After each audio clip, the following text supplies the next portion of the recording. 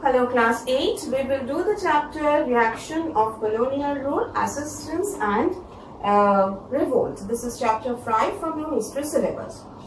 So far you have read about the introduction and the spread of Western education in India.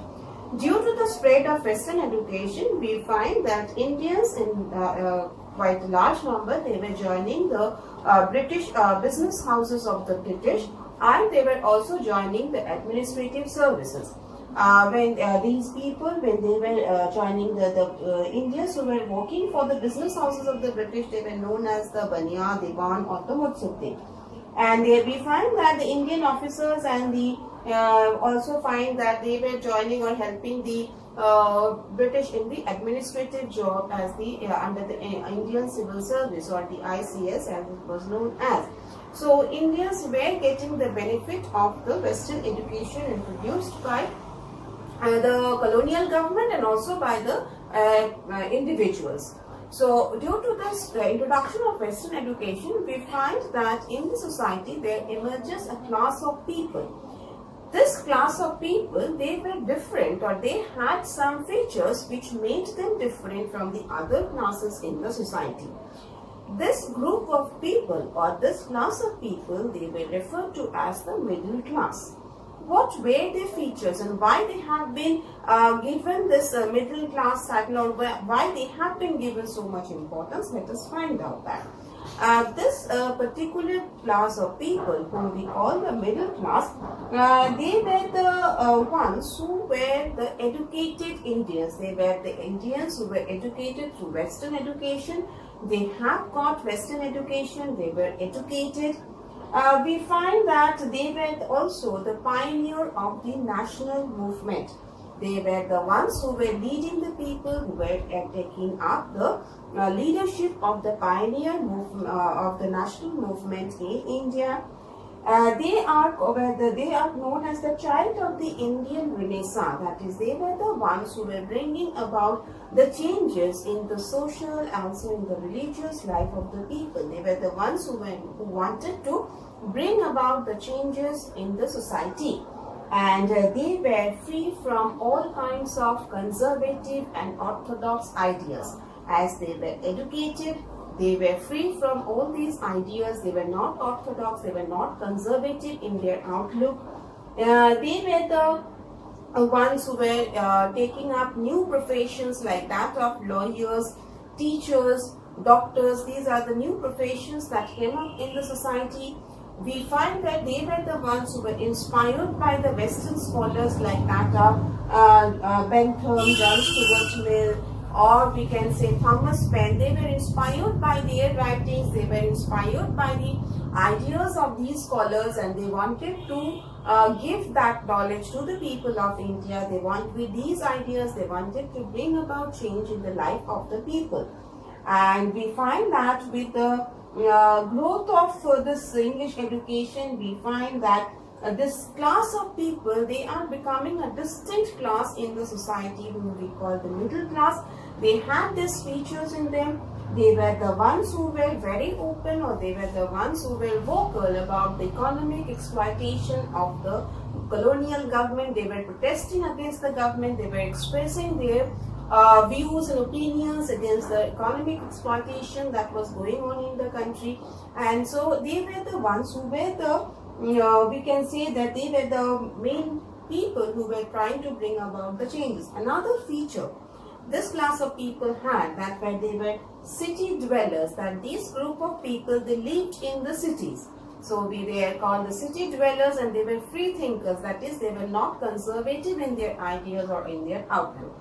So these features, this make them, this class of people, distinct from the other classes in the society, and they have been termed as the middle class. So in short, what were their features? We can say they were educated, they were free from orthodox and conservative ideas, they were inspired by the writings of the Western scholars like that of John Stuart Mill. They were having the ideas, they were inspired by the ideas of nationalism and internationalism.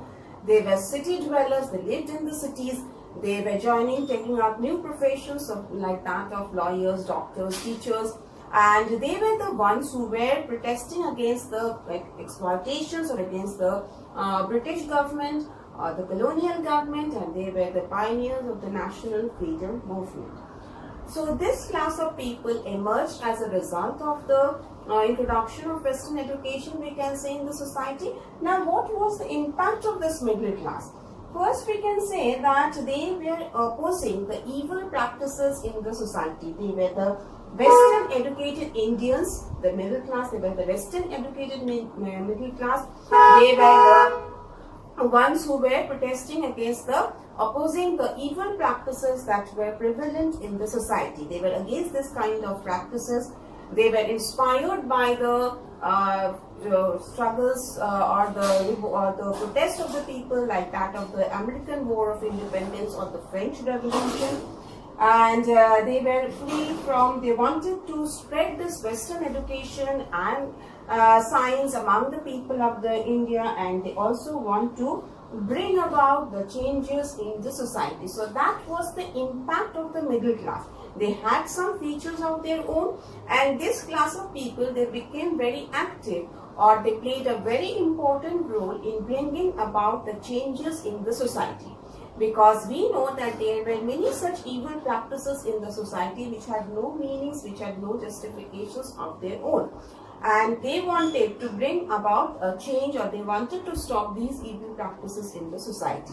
Some of these evil practices, we will read about it in the chapter. One such evil practice was the sati system. This was a practice that was going on for a very long period of time in India. And this practice was that once after the death of the husband, the wife was supposed to be burnt alive on the funeral pyre of the husband. That is, this was a practice that she was burnt alive, the wife was burnt alive on the same funeral pyre of the husband. And this practice was going on for a long period of time. We find that people like Deleuze, Ram Mohan Roy, Vidyasagar, they were all protesting against it. And there were writings, articles against this practice in popular newspapers of that time, like that of Samachar Darpan, Sambad, Modi. They were all writing against this evil practice. And Raja Ram Mohan Roy, he took a very active role in the abolition of the system. He had read the scriptures, he had collected the information, and he was gathering, he was reading the scriptures, he was showing the proof that there had this, the religion is not supporting this kind of a practice that the people were carrying on in the society. He was giving evidence, and ultimately we can say due to his efforts, in the year 1829, the practice of sati was abolished. And this was, we can say, an important achievement in bringing about a social reform. And Raja Ram Mohan Roy, he took a very active role in bringing about this change. There were others also, but he was the one who had brought about, who had taken a very important or played a very important role, and ultimately due to his efforts, we can say that this practice of sati was abolished by the colonial government in the year 1829. The next practice we find was that of the widows. The condition of widows in India was not at all good. They were not allowed to remarry. They were not allowed to take part in any of the what we can say ceremonies in the houses. They were the ones who were left aside, and their life was very miserable. They didn't have any right over the property of the husband also. So and there were a large number of widows in the society. So Vidyasagar, he took up the cause of these people, and he wrote a book outlining the necessity for the widow remarriage. He realized that these widows need to be remarried. They should be given the permission to remarry. But the society was against. Another practice in the society was that the widows were not allowed to remarry. In fact, the condition of the widows in India was miserable. There were a large number of widows or women in the society who had lost their husbands, and their condition, the way they lived, was very miserable. They were not allowed to remarry. They were not allowed to follow the normal practices in the society. They had their own difficult life. They had to follow many rules and regulations. Along with that, they had no right over the property of their dead husband. Vidyasagar, he cited or he showed gave examples from the ancient Hindu scriptures and showed that there was nothing there which was preventing these widows from remarrying. He thought that their condition could improve if they were given the permission or if they were allowed to remarry, but the society was against it. So he gave examples, or he cited examples from the Hindu scriptures to prove, to show to the people that there was no religious scripture or no religious binding was there for the widows to remarry. And ultimately, due to his efforts, in the year 1856, the Widow Remarriage Act was passed, and to set an example, he gave his son in marriage to a widow. He married his son to a widow, and he also took the initiative and to spread this idea among the society that widows could get married again. They were allowed. There was nothing. The law was allowing them, giving them the permission to remarry, and so he had taken up he had we can say influenced, or he can inspire the people to follow this practice of widow remarriage. So these were the two practices that were there in the society. There were many such evil practices.